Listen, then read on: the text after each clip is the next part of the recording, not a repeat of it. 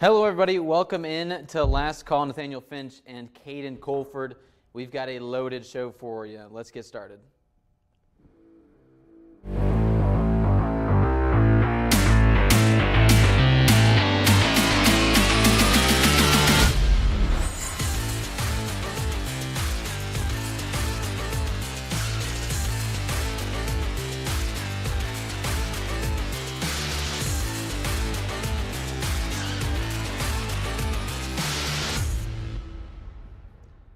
Hello, everybody. Welcome in to Last Call. This is Nathaniel Finch. That's Caden Colford. That is Graham Shear. We've got a loaded show for you. How about the NBA playoffs? They are right in the thick of things. Round one of the playoffs. Some series, they've wrapped up. Some of them maybe a game or two away. It should be pretty exciting stuff. So let's get started. Graham, how about last Saturday? Some great NBA games. Let's start with the 76ers. 76ers. So the Sixers and the Nets. This was a quick series, guys, because Sixers have already swept them. I thought that the Nets would win at least one game, and they were looking strong in Game 3, but the Sixers overcame it. Joel Embiid was a monster. He ended up going out with an injury, missed Game 4, and still the 76ers got it done. They got the sweep. They're going to get a boatload of rest because this Celtics-Hawks series doesn't look like it's going to finish anytime soon. The winner, that 76ers, they're going to play either the Celtics or the Hawks. They're going to a Game 5 tomorrow. So could last a while, that game back in Boston. They're trying to close out the series, but the Sixers looking extremely strong in this first round. Yeah, you talked about how they overcame and got that win. They had to overcome a lot. I mean, they were without James Harden for a bit because of foul trouble.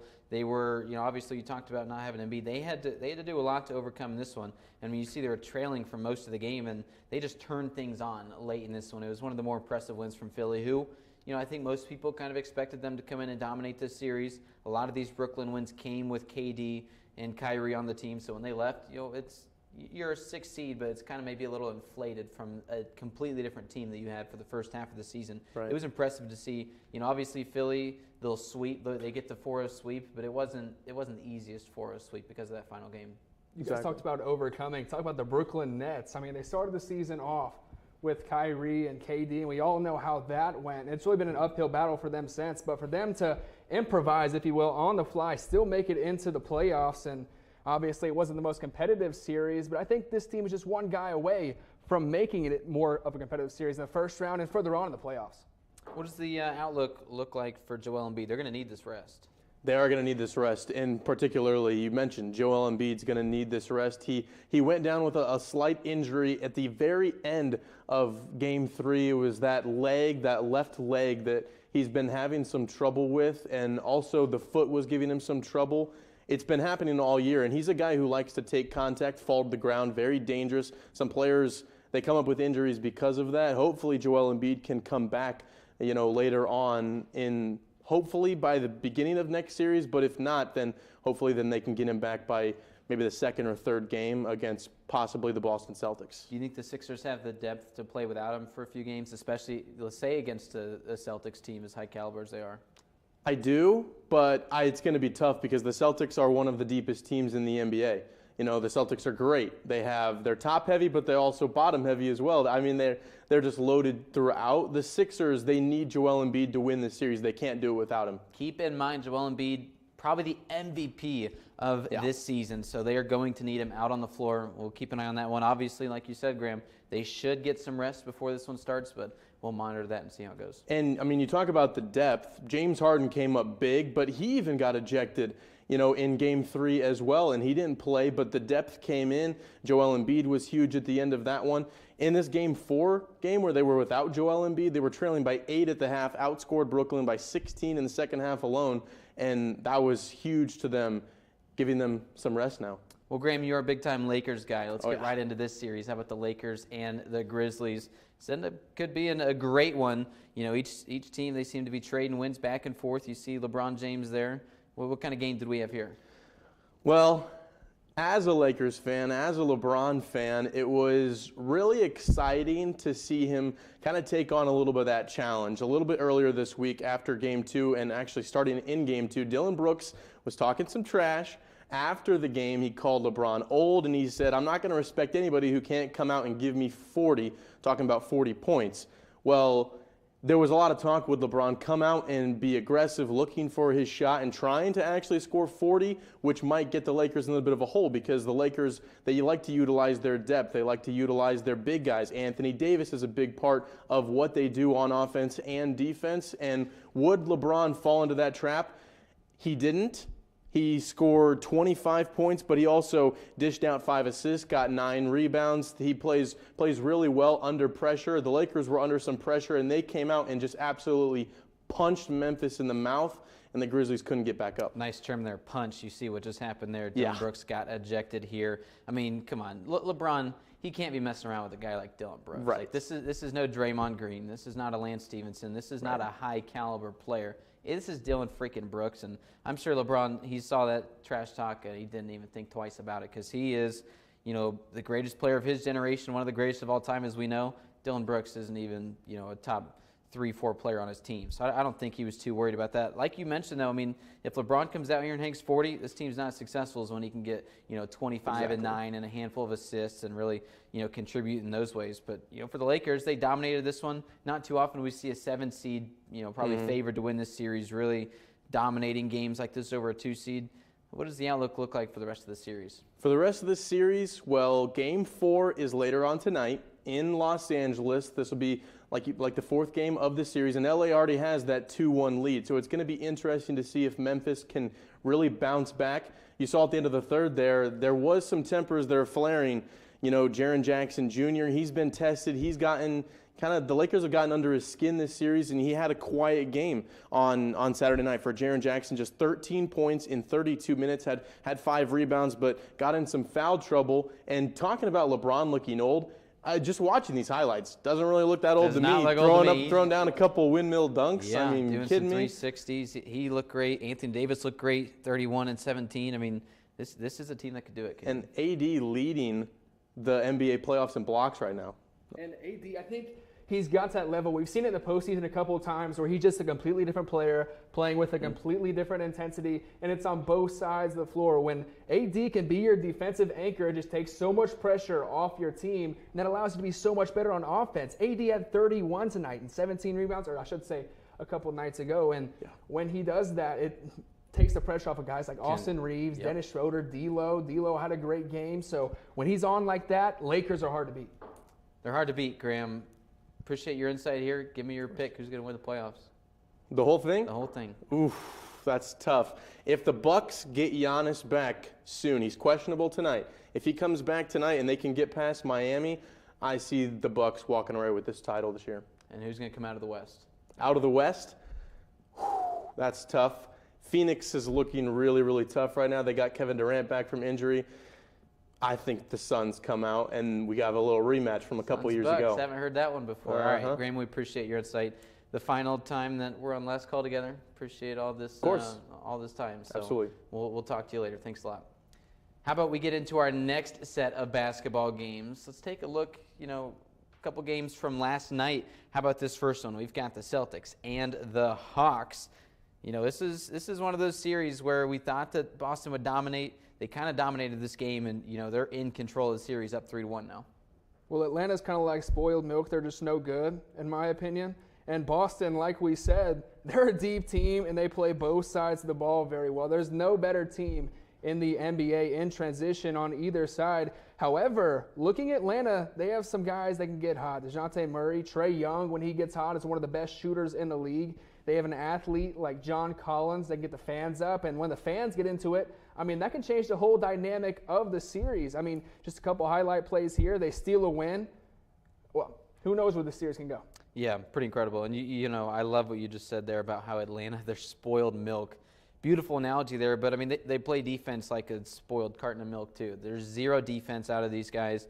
It's, it's kind of tough to watch sometimes, the way that, you got to put up an insane amount of points because you're not putting anything up on defense. And when you play a team like Boston, it seems like they've kind of elected to turn the defense down and just go out there and have fun, throw up some points, because they can put up points in bunches, but they're also one of the better defensive teams in the league. It just seems like this is just a mismatch from the start. That's how these 2-7s are supposed to be, and it's been an impressive showing of dominance here for the Celtics. And, this game was one example of it. They won 129-121, but they were in control the entirety of this game. Look at this logo shot from Tatum. Had to get rid of it. Didn't really need the points, and they're out there playing around. How about Jaylen Brown, 31 points, Jason Tatum, 31 points. It's been an interesting showing of offense here for Boston. I think, like what Graham was saying, they're a complete package. And when you have two guys putting up 31, Jaylen Brown and Jason Tatum, it's a pick your poison at that point. And when you do commit a defender to other guys like that, you have guys like Al Horford, Marcus Smart can go get a bucket here and there. Malcolm Brogdon can run an offense really well. So if you're a head coach playing against the Celtics, you have your hands full each and every night because you don't know who is going to go off in any given quarter, any given game. Again, Boston now leads the series 3-1. Hey, our next set of games, these next two teams, it's also a 3-1 series lead. On the brink of elimination were the Timberwolves, and they found a way to get a win here. It was a close one. They really had to earn it, but now all of a sudden they were able to find a win here. After going down 3-0, Anthony Edwards addressed the media and he said, "The series is not over. I don't care what the record might say. The series is not over." And I love the mindset from the young guy, right? Love the mindset, love the competitiveness that he brings to the game. I love the way he plays the game. So much fun to watch on the Timberwolves. But this Denver team, I think this might have been a fluke, this game right here. I think they come back very, very strong. Yeah, we're showing you highlights from a few nights ago. That'd be Game 3. Then the T-Wolves came out and won Game 4. I mean, look at what Anthony Edwards can do. But it's going to be tough now. 3-1's the series lead. I don't see really any room where Minnesota can get any type of breathing room here. Honestly, I think that chances are they'll probably lose this next game, and Nuggets will get a couple games to take a rest. But you got to admire the fight that they had in this game yesterday. They ended up winning that one, and we'll see what they can do for the rest of the series. But it'll be interesting to see. They get the win 114-108 just last night, and of course this game here was Denver's. That will be it for these first 4 games. Hey, when we come back, we're going to bring on another guest. That's Giselle Valentin. We're going to talk about the other 4 games of the slate that we haven't hit yet. That'll be next. This is Last Call.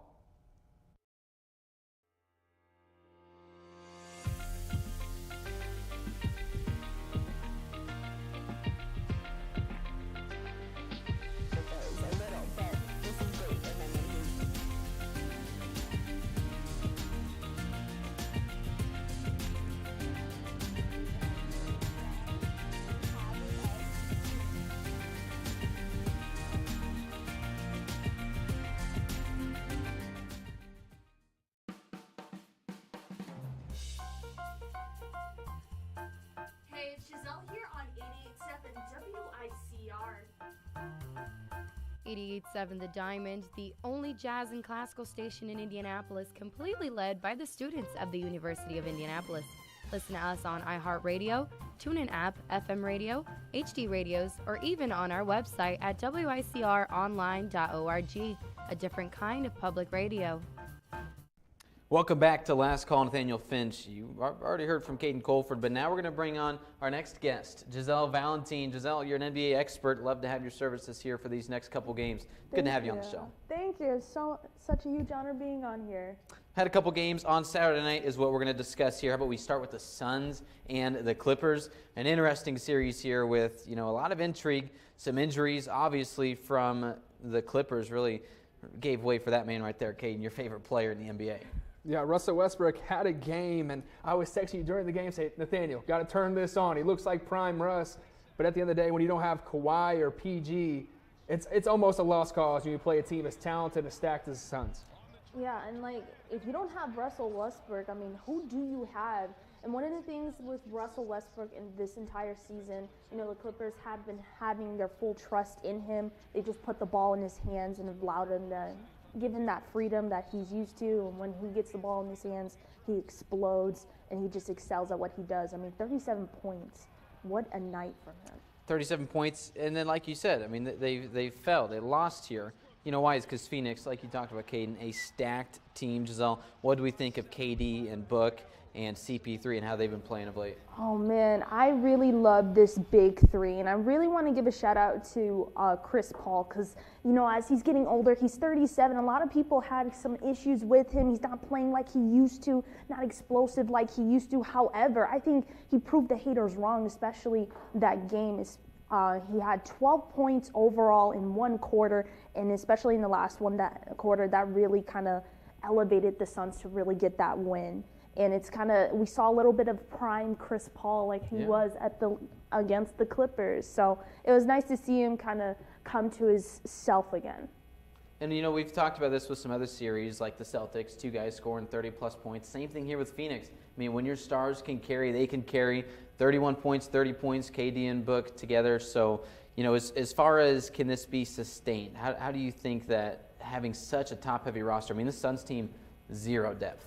They've got their stars, and that's all they've got. Do we think that that can be sustained, them coming out here scoring 30 a game? And that's a good point that you bring up, because looking at stats right here, KD is averaging 44 minutes per game. Yeah, that's insane. Which is insane. Yeah. And also, Devin Booker is up there with him as well as in minutes played per game. And like you said, the bench doesn't really have a lot of depth at all. So that's why they're playing so much, because they're relying heavily on these 3 guys, especially basically these 2 guys. So will they get the win for the next game? Of course, I think they will. But moving on to the next round, if they make it to the further round, I think especially the fatigue is going to kick in with their top players, and I don't think it's going to really excel in their favor.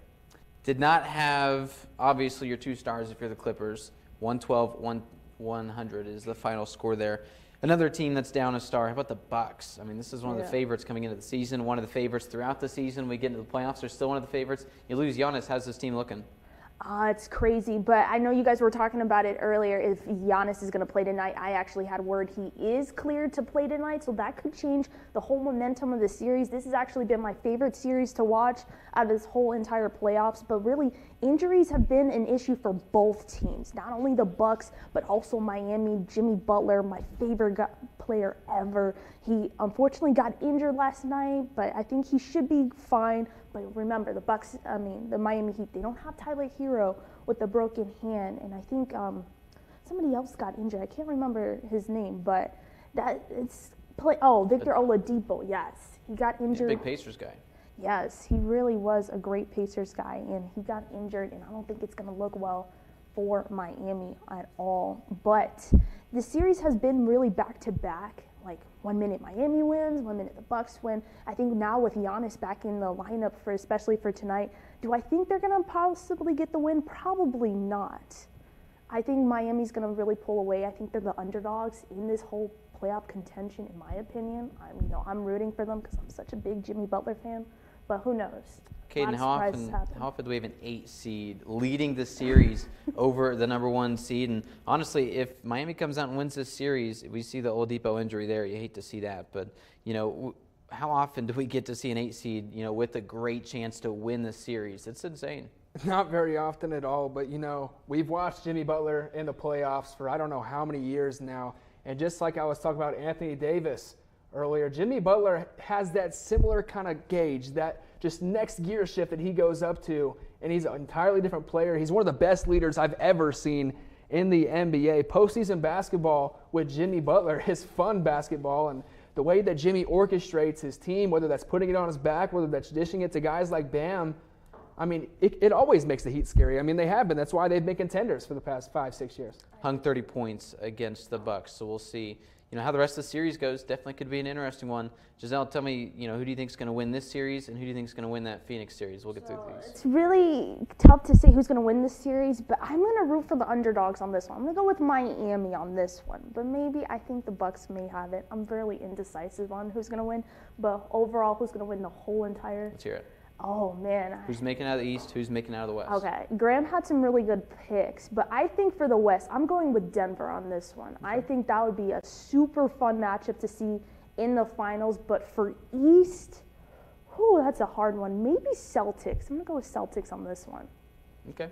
Excited to see how that goes, and we'll see if your picks are correct or not. So let's say goodbye to you, Giselle. Unfortunately, for the final time, this is your final time on Last Call being a senior. Wish you the best of luck for the rest of your career. Thanks for being our main NBA analyst over these last few months. Thank you so much. Thank you so much for having me, guys. It's always a pleasure. We'll be talking to Giselle later, but for now, we've got some more NBA to cover, 2 more games to get to. Let's get started with that. Caden, you and I, we're going to sit here and first talk about the Knicks and the Cavaliers. Let's get right to it. The Knicks and the Cavs, while there may not be a Kevin Durant in this series or LeBron James, this is full of buckets. I like to call them buckets because they can go out there and score at will. There's one right there. Donovan Mitchell of the Cavs always gets it done. Darius Garland, Jalen Brunson, even Josh Hart at times, RJ Barrett. I mean, these aren't always going to be household names, but I love the way that these teams stack up, and it's always so much fun to look at the highlights of these games. It's almost like you're out there playing at the park with the way these guys play. So much fun. Jalen Brunson really coming into his own after last year's playoffs. It was really when he started to make his name known, and he's only adding on to it.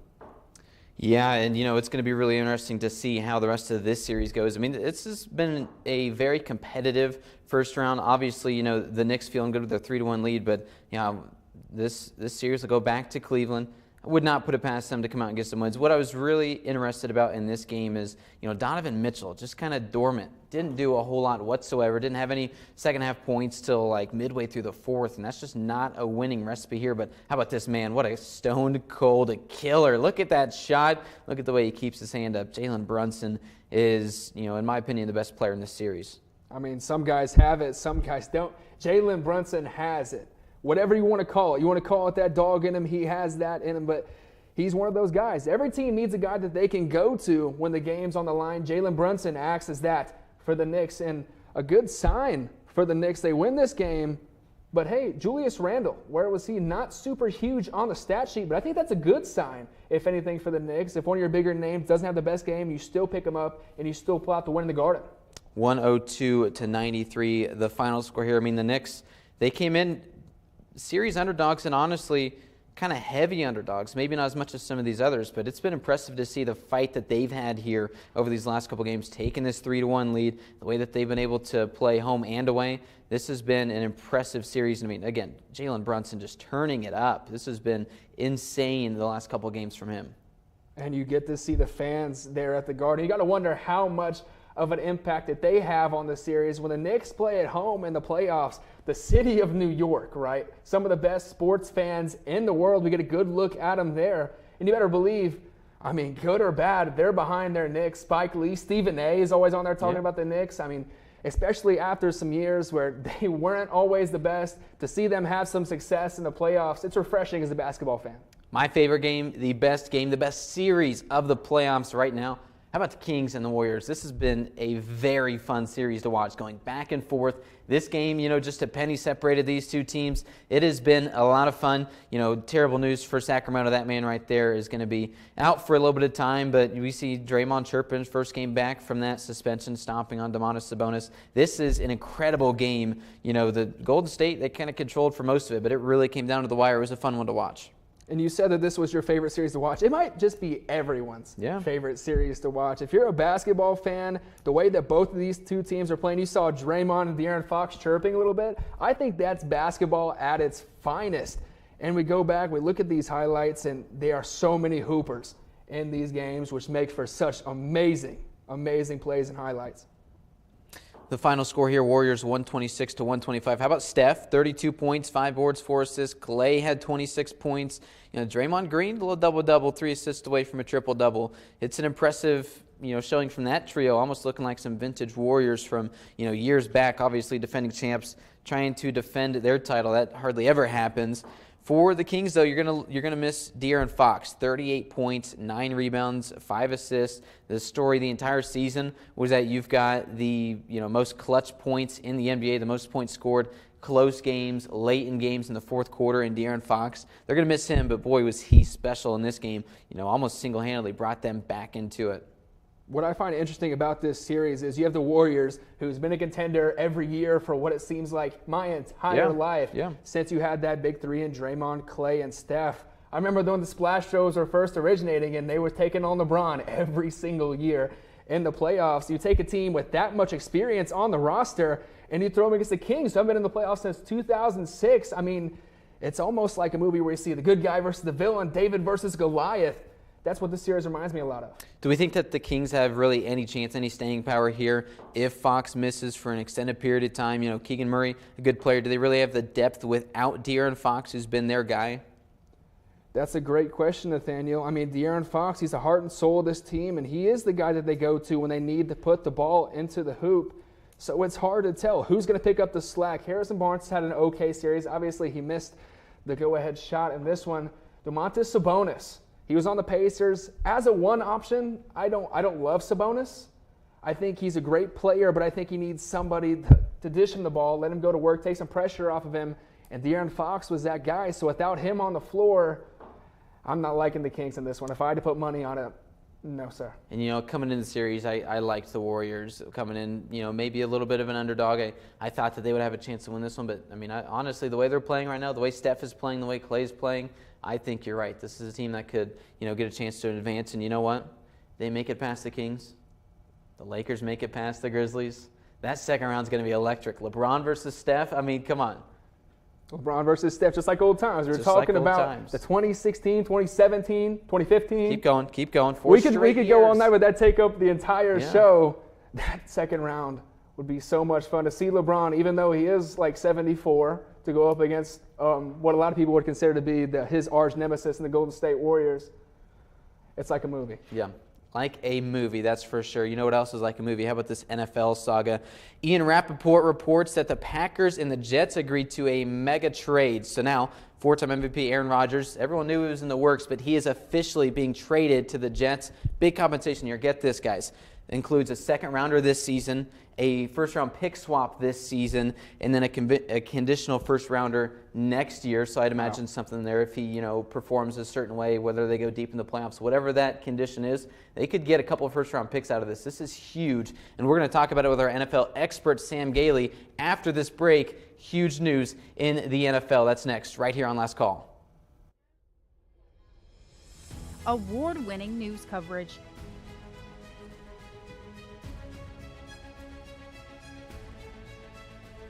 Brought to you by ethical journalists that care about you.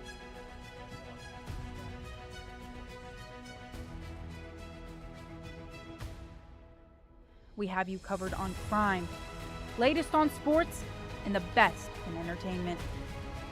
This is UINDYTV News. The world's a crazy place, and it's only getting crazier. And it seems like no one wants to talk about it.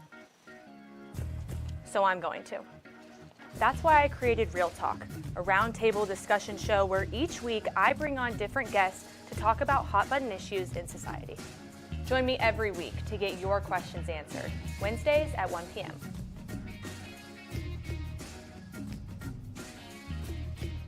Welcome back to Last Call. Nathaniel Finch, Caden Colford. Now we bring on Sam Gailey. We're going to talk some NFL, and we've got a lengthy conversation. How about, the draft coming up this Thursday? It's what we were planning on talking about for a bit, but come on. Packers, Jets, deadlines get deals with the draft being just a couple days away. Aaron Rodgers' trade is official. What do you think? I think what the Jets get is an MVP quarterback for the past couple seasons, and he hasn't had a lot to work with in Green Bay, wide receiver-wise. You got Alan Lazard.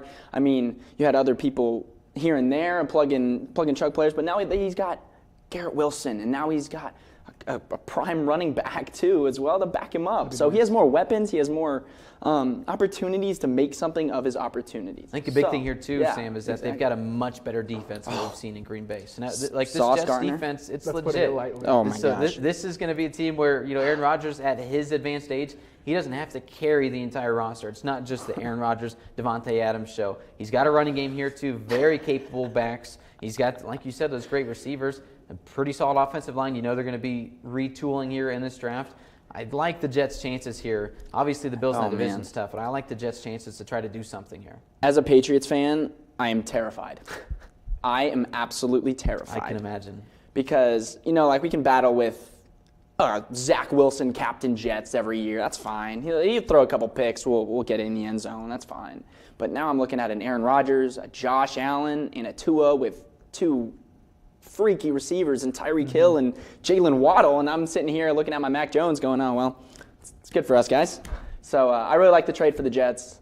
I hate saying that because, I'm a pro my team, but I'm happy that they got it done. I'm happy that Aaron Rodgers got to got out of there at the right time and hooks up with his buddy Alan Lazard. You know what? How about the Packers here? They really pulled a great trade from here because everyone thought the Packers had zero leverage. We knew Aaron Rodgers wanted out. He's not going to play for them next year. We knew that they wanted Jordan Love to come up here and start. We really thought that all the leverage was in favor of the Jets here, and they're just simply going to wait because, well, the Packers, of course, they want picks from this year's draft. But the fact that they're able to get this type of deal done, again, let me read off to you the compensation.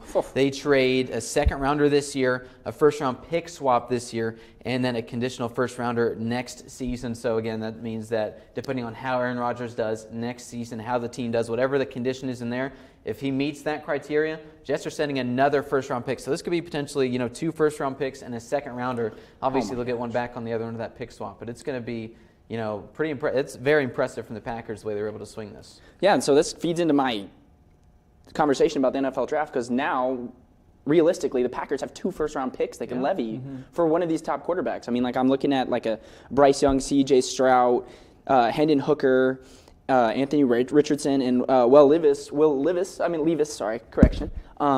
But especially when we're talking about like a Colts who are in desperate need of a quarterback, who are in desperate need of being able to find somebody to fill that slot because they've been struggling with that for a little bit. That's, I think, a conversation that I think we need to have when we're talking about looking for the Colts' future because they really struggled last season. They brought in Nick Foles for the last 2 games. I didn't even know that guy was still playing. That was ugly. Let's talk about this, though. Your top 4 picks here in the draft. You've got the Panthers trade up for 1. Frank Reich, he's going to get his guy. We'll talk about that in a second. The Texans at 2. Yes. All the reports saying that they don't want to take a quarterback there. They're looking at a guy like Will Anderson, whether it's true or not. You got the Texans at 2. The 3 spot's really interesting. That's where the Cardinals sit. They don't need a quarterback. They've got Kyler Murray. We'll see if they end up taking a defensive guy or trading that pick out. And then, of course, the Colts. At 4. So, let's start with what you think those first 2 picks are going to look like, and we'll talk about what the Colts are going to do here. The Panthers are obviously taking a quarterback. You know who it is. There's not really a way to justify any other pick here. I don't know if we do know who it is, though. The reports I've been looking at, what I think it is, it's got to be Bryce Young.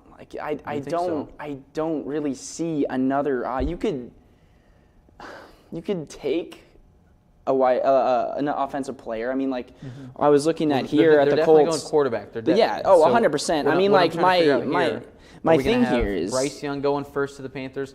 Or what if they fall in love with a guy like Anthony Richardson? Obviously, I don't think he's anywhere near the caliber player of Bryce Young, but all it takes is Frank Reich just to fall in love with that style of quarterback, with his talent, and they could shake up this whole thing. So I have some things on Anthony Richardson right now. He's 6'4", 232 pounds, but he's a mobile quarterback. He's not a pocket passer. He's not going to sit in there and wait. He's going to escape the pocket. He's going to roll out to the right, roll out to the left, and try to find his target. With that comes a lot of negatives. Here I have a 53.8 pass completion rating this year. To me, I'm more of a pocket passer type of quarterback, like a Will Levis or C.J. Stroud, who just hangs in there for a little bit, who thinks about it, and he's got 176 completions. So for me, his 40-yard dash time is 4.4, which is absolutely ridiculous. Someone's going to fall in love with it. He's definitely a run first. I wouldn't say a run first, but definitely get outside the pocket, and he'll make stuff happen. He's a playmaker. Correct. So people are actually comparing him sort of like to a Jalen Hurts kind of quarterback, but are the team that takes him willing to wait him out for a year or 2? That's gonna be the thing. Let him develop because that accuracy has to go up. It really does. And I think, as an organization, what are you hiring coaches and paying them millions and millions of dollars for if they're not going to develop your players? I think it's a whole lot easier to teach a quarterback how to think, how to read the field, than it is to teach a player to be 6'4" with a 4.4 40.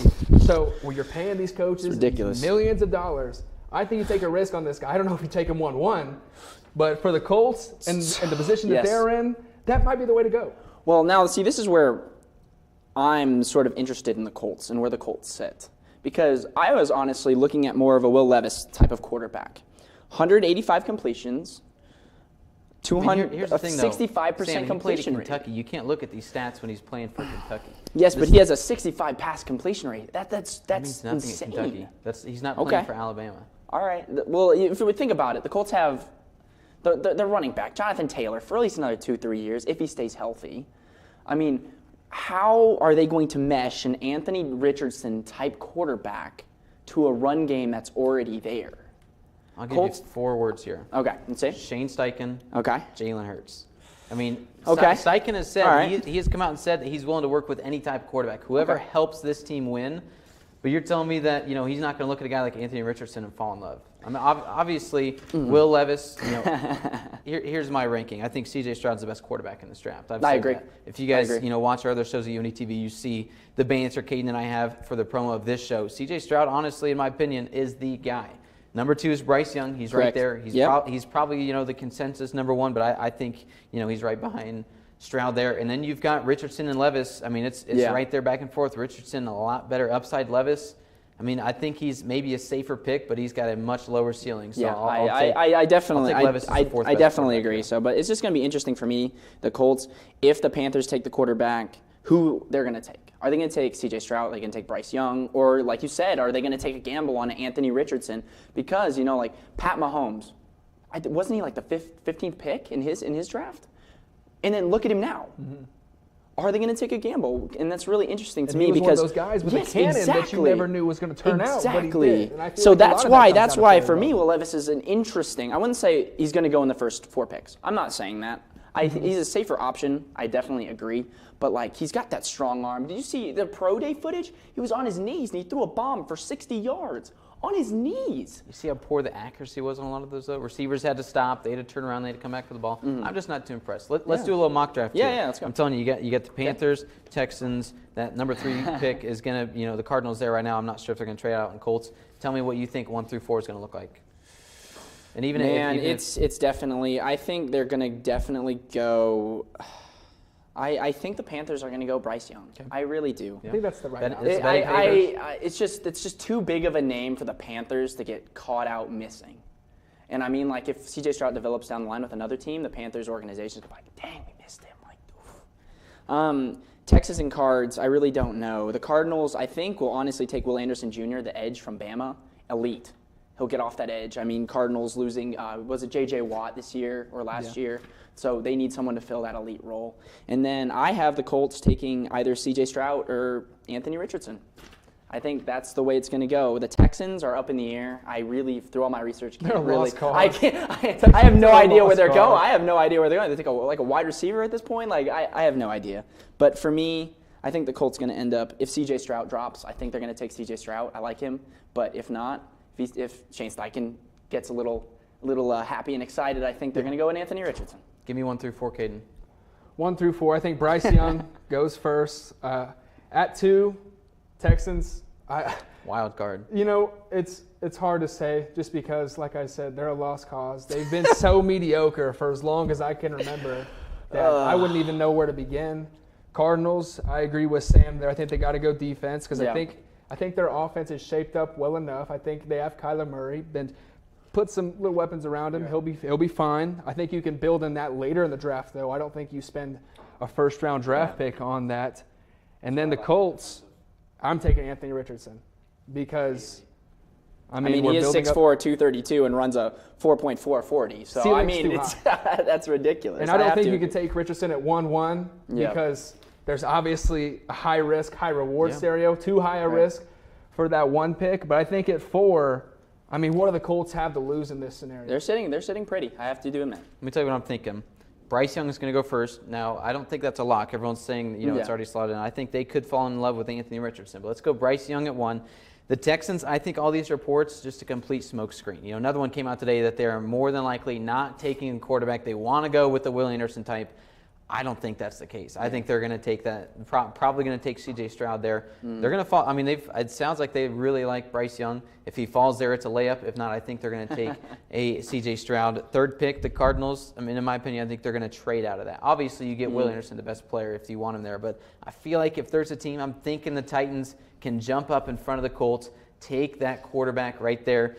Honestly, probably Anthony Richardson, who I think they're going to take. And then 4, that's going to leave the Colts with no choice but take Will Levis. And I think Chris Ballard likes Will Levis. I think a lot of people like Will Levis being from, just 2 hours away over in Lexington. I don't think that, he's really going to be the savior of the franchise. But that's how I think 1 through 4 is going to go. We'll see. That's going to come up on Thursday night. Excited to see how the draft shakes out, especially with the Colts picking this high up.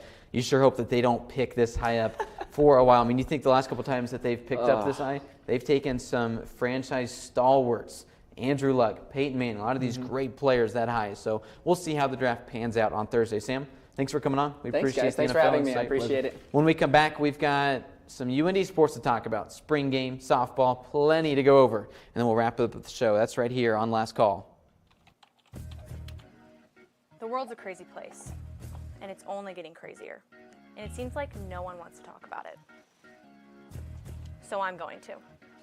That's why I created Real Talk, a roundtable discussion show where each week I bring on different guests to talk about hot-button issues in society.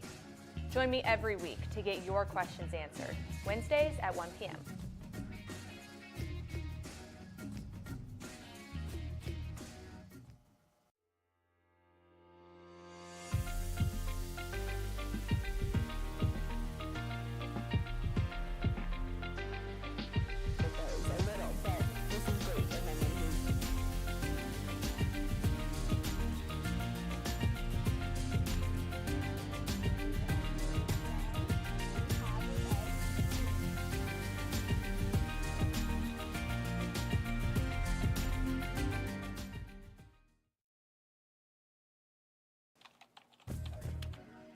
The world's a crazy place, and it's only getting crazier. And it seems like no one wants to talk about it. So I'm going to. That's why I created Real Talk, a roundtable discussion show where each week I bring on different guests to talk about hot-button issues in society. Join me every week to get your questions answered, Wednesdays at 1 p.m.